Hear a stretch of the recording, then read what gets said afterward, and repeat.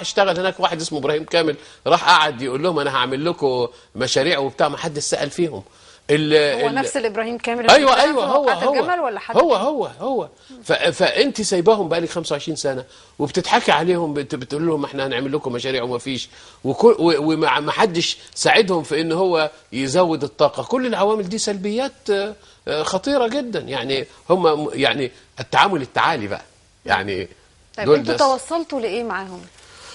احنا توصلنا الى 4 نقاط اساسيه. النقطة الأولى، وأظن مصطفى كاتبهم بالتفصيل، النقطة الأولى هي أنه الدول المنبع لا يمكن أبدا هتعمل حاجة تضر مصر بشكل مباشر إطلاقا.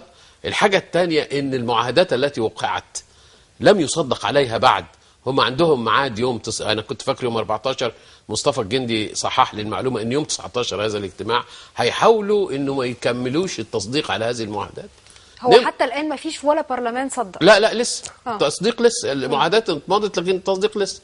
ثالث حاجة ان مصر تبقى شريك اساسي فيما يحدث في المستقبل.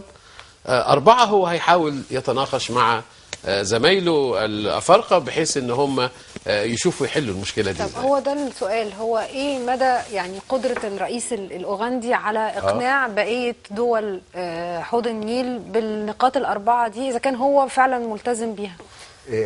هو ملتزم. الحجه هي ثورتنا، الحجه هي ما اقنعه هو شخصيا، الا وهو ان وجود مصر مشغوله دلوقتي. ما يصحش ان انت وهي مشغوله، يعني دي مش اخلاقيات الافارقه، والافارقه من النوع الاخلاقيات والاتكس والقيم مهمه جدا. نمره 2 لكن كمان مصلحتهم هو مهمة. ليه؟ ايوه تمام، هو مصلحتهم معانا، هم عارفين، هم صاروا. خلي بالك دول المنبع ما عندهاش مشاكل ميه. دول المنبع احنا بنديها معونه عشان يصرفوا الميه، لان ورد النيل بيسد المجرى فبيفيد عليهم، بيغرق البلاد. احنا المعونه المصريه اللي بتديها هناك عشان نطهر المجرى عشان ما يفيدش عليهم. هو ما عندوش مشكله، هو مشكلته معاكي هي تعاليكي، وهي يعني هو عند اكتر منه موقف تنموي يعني الحقيقه يعني. والناس دي عندها مشكله. تخيل لما رئيس الجمهوريه الاوغندي يبقى عنده طياره ورايح اوروبا فيقف يمون في مصر، فيقف 3 ساعات ما يطلعلوش حد يقعد معاه في المطار. يعني انت متخيلين نفسيا بالنسبه للناس دي لما تقعدي 30 سنه تقولي له انت اخويا وما تروحوش تزوريه الا في اخر عمرك 4 ساعات وانت جايه من جنوب افريقيا. لما تبعتي له رئيس وزراء ووزراء كل يوم هناك يوعدوه بحاجات ويمشوا ويخلفوا. لما تكون الجاليه المصريه في اوغندا كلها 100 نفر بما فيها السفاره ومصر الطيران والبنك والري. الحقيقه كانت جريمه بكل المقاييس العلاقه مع الناس دي. قوه اوغندا او قوه المجموعه، الاتفاقيه الجديده مبنيه على الاصوات. والاخر احنا قلنا لما بروندي مضت هم بقى عندهم اغلبيه. لما الناس دي تاخد قرار انها مش هتصدق على الاتفاقيات في البرلمانات لحين عوده مصر لبدء مشوار، وانا بقول صفحه جديده، قال لي ما تقولش صفحه جديده، قول نرجع للصفحه القديمه. الصفحه القديمه اللي كنا فيها فعلا اخوه، وكان عبد الناصر بيعاملنا كاخوه، وكان بيفكر فيا زي ما بيفكر في نفسه، وحقوقي زي حقوقه. فالقوه هذا الرجل نمره 1 مقر الموضوع ده كله فين؟ في عنتيبي. قوه هذا الرجل كمان مع اثيوبيا، لان هو الشريك الاول لاثيوبيا في هذا المشروع، وهو اللي سوق ليه، وهو اللي كان بيقف يهاجمك في النور، ما بيهاجمكيش في الضلمه، كان بيهاجم مصر في النور. فلما هذا الرجل يغير موقفه ويقول مصر رجعت وانا هروح، انا يمكن وريت الجورنان قبل ما نروح بكام يوم كان صفحه كامله بيتكلموا على الطيارات اللي لازم يشتروها عشان يواجهوا احتمال حرب مع مصر وهجوم. النهارده كان نازل في نيو فيجن في الجورنال الرسمي بتاعهم بالبونت العريض، موسيفني يلقي خطاب في ميدان التحرير، هذا شرف لاي رئيس افريقي او عالمي ان يلقي خطاب في هذا الميدان، ميدان الحريه. هذا التغير لما يكون. والنهارده انا كنت بكلم السفاره المصريه في اوغندا وقالوا لي ان النهارده كانوا في الخارجيه وعرفوا من الخارجيه ان الرئيس كان سعيد جدا بهذا اللقاء، وانه هيتحدث مع باقي الرؤساء لكي ياخذوا موقف واحد. حتى لما انا قلت له واصريت في القعده قلت له انت قلت لي ان انت هتوقف، انا عايز ديكلاريشن دلوقتي. فقال لي خليك دبلوماسي يا جندي، خليك دبلوماسي. انا عايز ان احنا كلنا لو اخدت قرار يمكن يزعلوا، لكن انا عايز اخد قرار جماعي. انا مقتنع. واقروا ما بين السطور في الاربع نقاط اللي انا بقولها. الموقف الانساني، طب ما الاتفاقيه الاستعماريه دي طب ما هي موجوده من ايام الاستعمار، طب ما كانت موجوده ايام عبد الناصر، وكانت تنزانيا ودول ما كانتش موافقه عليها. لكن الجو العام الانساني اللي موجود وقوه مصر عند الراي العام الافريقي تجعل اي رئيس لا يريد مواجهه مصر.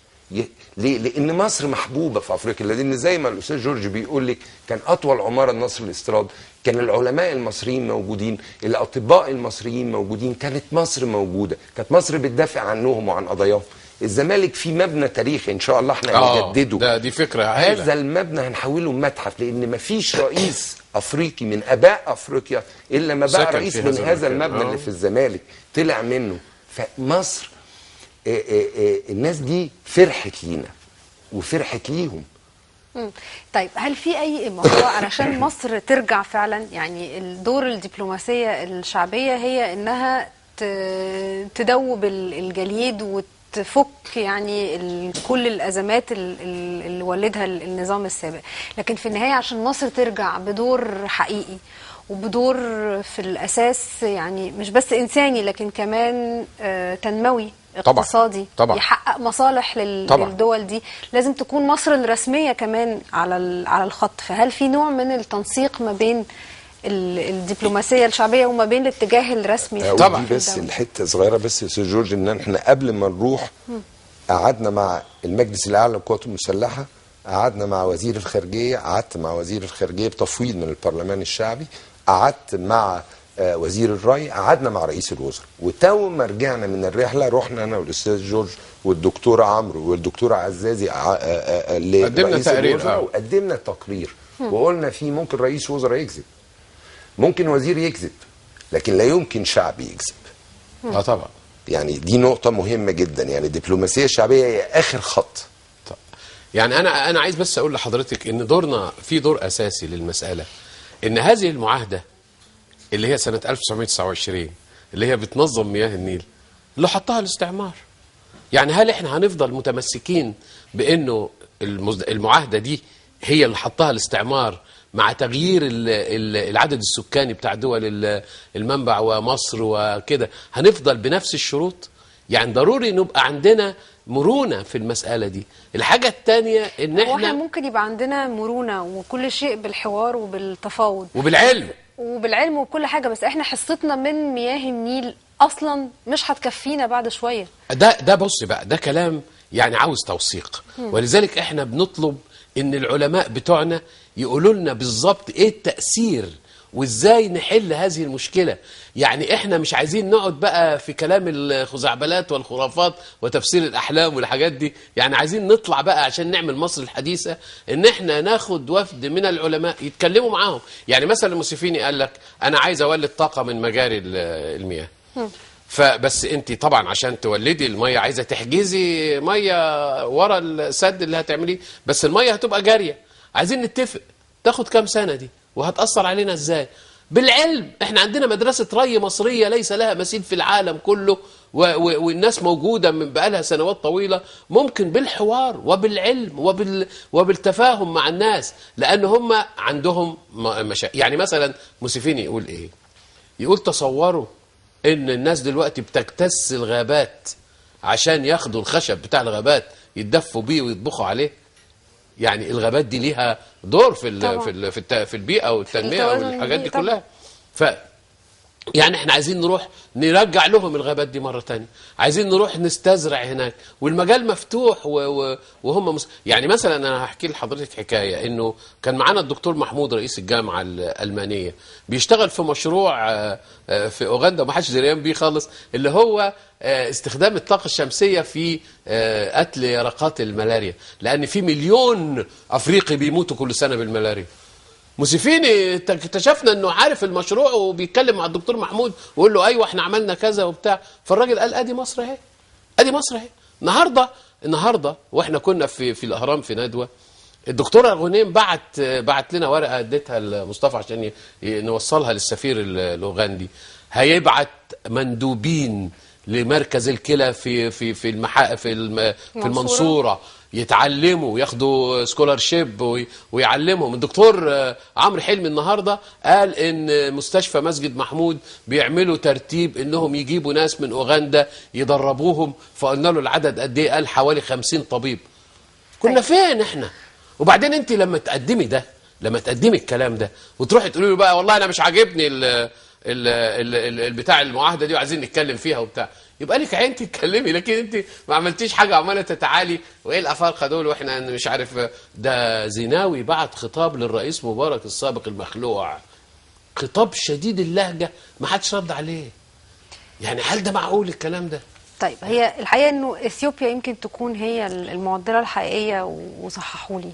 والمواقف الأخيرة سواء للسفير الإثيوبي في مقابلته مع الدكتور عصام شرف أو التصريحات الأخيرة حتى للرئيس الإثيوبي يعني مربكة. يعني ما احناش قادرين نحدد إن كانت إثيوبيا يعني بتلين ولا هي مصرة على موقفها. وأنا عارفة إنه إثيوبيا هي الخطوة اللي جاية أو المحطة اللي جاية بالنسبة للدبلوماسية الشعبية.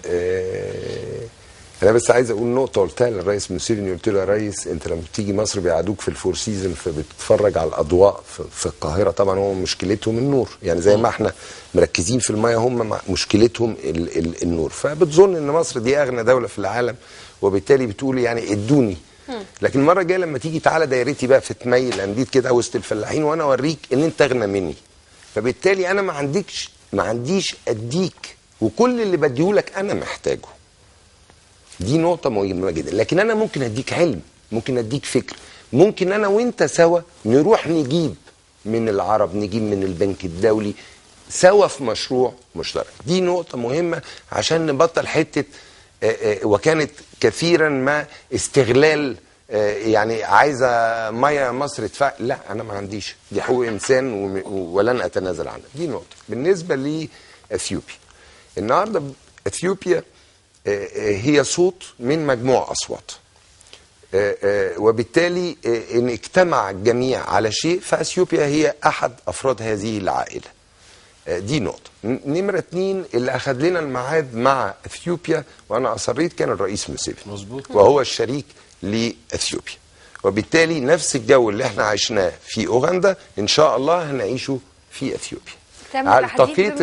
التقيت النهارده مع السيد سفير اثيوبيا في مصر للتجهيز للرحله، وقال لي ان وزاره الخارجيه بعتت لي ومكتب رئيس الوزراء بعت لي وهم في انتظاركم، وكان نفسهم ان انتوا تبتدوا باثيوبيا، ولكن انتوا مرحب بيكم ومرحب بيكم باسرع وقت، ونتمنى ان تكون زيارتكم قبل زياره رئيس الوزراء المصري المقرره في شهر مايو.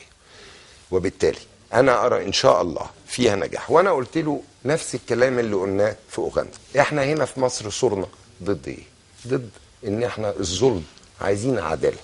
فبالتالي احنا بنتفق على شيء، ملك الميه لصاحب الملك، كلنا لينا نفس الحقوق. صدق لو العلماء قالوا ان هو لا يؤثر على الطفل المصري والام المصريه والفلاح المصري، كلنا نقف ونبنيه. انت بتقول ما بيأثرش، خلينا نجيب العلماء ويقولوا واحنا نقرر بعد كده. هو كشعبيين حقك ان انت يبقى عندك تنميه، حقك ان انت يبقى عندك زراعه، حقك ان انت تشرب ميه نظيفه. ما اقدرش اقول لك حاجه في الكلام ده، يعني ولكن جزء من تغيير